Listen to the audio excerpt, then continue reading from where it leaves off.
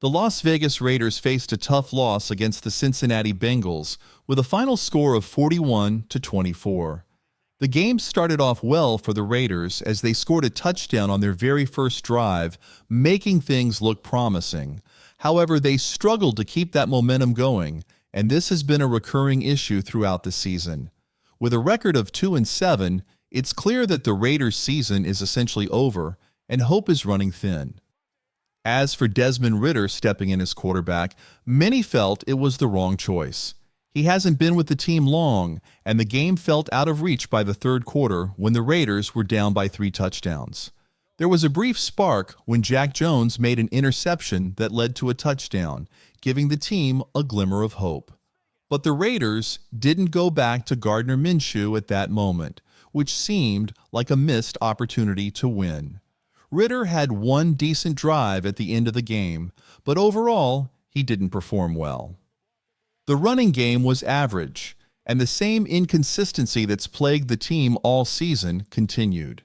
It might be time for the Raiders to consider making some major changes, possibly letting go of head coach Antonio Pierce and offensive coordinator Luke Getsy. During the game, a troubling statistic popped up. The Raiders had been outscored 46-3 in the final 2 minutes of the first half throughout the season. This shows that they really struggle with managing the game, especially in critical moments. They often go 3 and out right before halftime, allowing opponents to score easily, just like the Kansas City Chiefs did. In one of today's missed opportunities, with about 36 seconds left before halftime, the Raiders made 2 successful pass plays, but wasted both timeouts instead of keeping one for a more critical play later. Good teams usually handle these situations better, and it's frustrating to see the Raiders fail to do so. While the quarterback position has its challenges, I believe it's not the only issue. The Raiders need to adapt their strategy. Early in the game, they found success by throwing the ball. They started with a deep pass to Trey Tucker and quickly moved the ball down the field, showing that a pass-first approach could open up the running game later. There were some bright spots in the game, with a few players making impressive plays, but overall, the team needs to improve. The defense allowed 41 points, and even if some came from turnovers, they couldn't stop the Bengals' offense. Joe Burrow was incredibly efficient, throwing 4 touchdowns while completing a high percentage of his passes. The Raiders need to bring in players who can make big plays. Last year, they excelled at forcing turnovers and creating opportunities.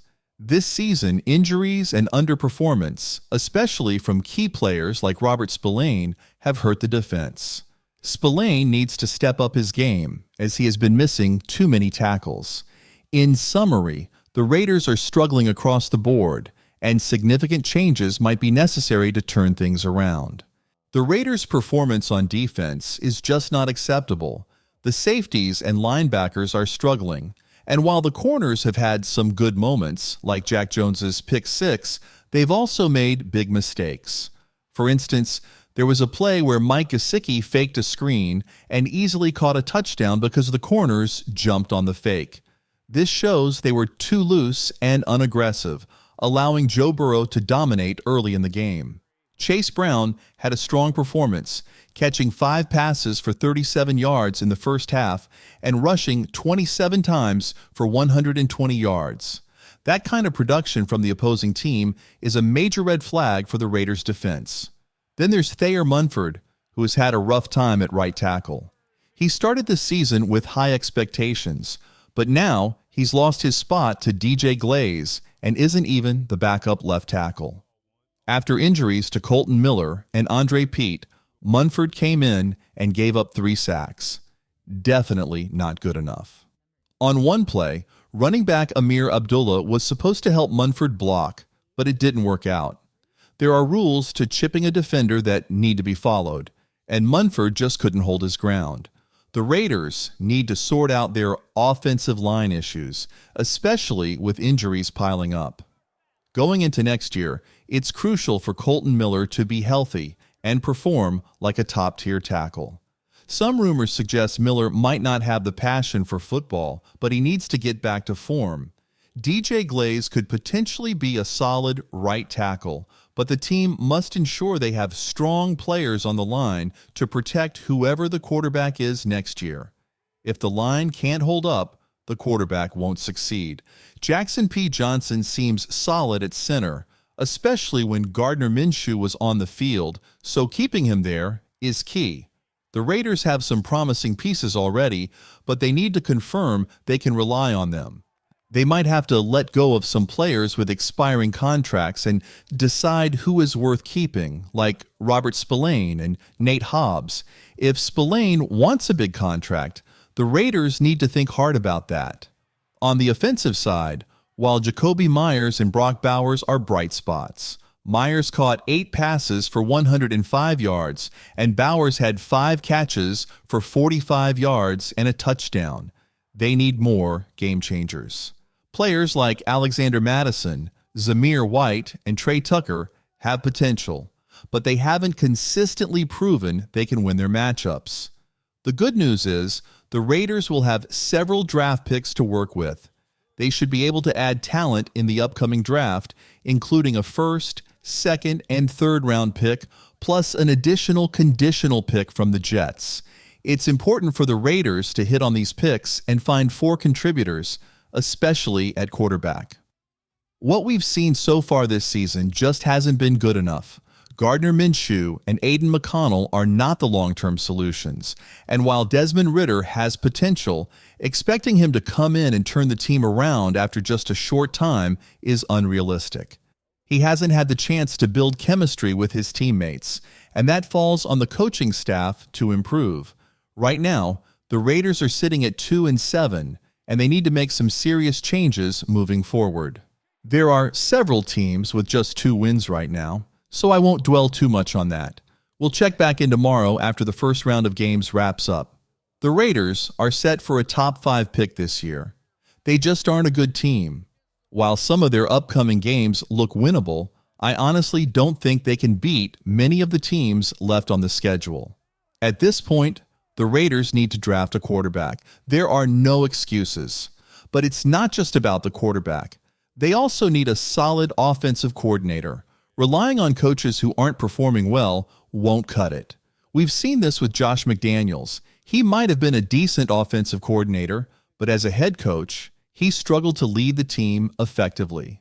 Look at someone like John Gruden. He had his strengths as an offensive coordinator, but when he was in charge of the draft, he made some poor decisions. The Raiders need to hire a strong general manager, and it seems like they have that in Tom Teskey. Now they need to find the right head coach and offensive coordinator. Personally, I don't have faith in Antonio Pierce. I believe they should consider moving on from him and starting fresh next year. Some people argue against changing head coaches too often, but the truth is, good offensive coordinators win games in the NFL. Look at what Ben Johnson is doing with the Detroit Lions or Bobby Slowick with the Houston Texans. The Raiders need to aim for coaches who have already proven themselves.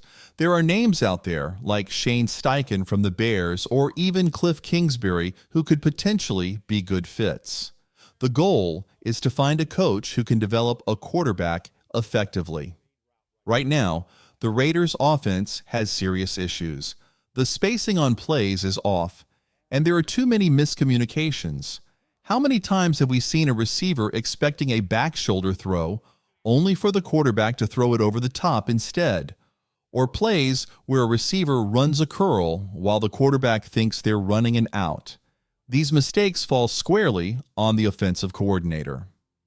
The Raiders also need to do a better job of helping their tackles, especially when a player like Thayer Munford is struggling. These are basic things that the coaching staff should be addressing, and right now it feels like they're not. It's unfortunate, but with a record of 2-7, this season is basically over. We'll keep covering the Raiders week by week as the draft isn't far off.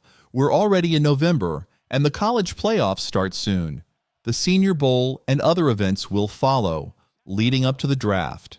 If the Raiders end up with a top 5 pick, they'll have a good chance to draft a quarterback. Teams ahead of them, like the Patriots, Titans, or Saints, might not be looking for a new quarterback, which could work in the Raiders' favor. I hope you all enjoy the rest of your weekend. I'll be back tomorrow to check on Jackson P. Johnson and analyze Thayer Munford's snaps to see how he performed. Max Crosby had some good moments against a rookie right tackle, but I want to find out if he was being chipped often. We'll do some film breakdowns this week, so let me know your thoughts in the comments. Give a thumbs up, subscribe, and I'll see you next time with another video.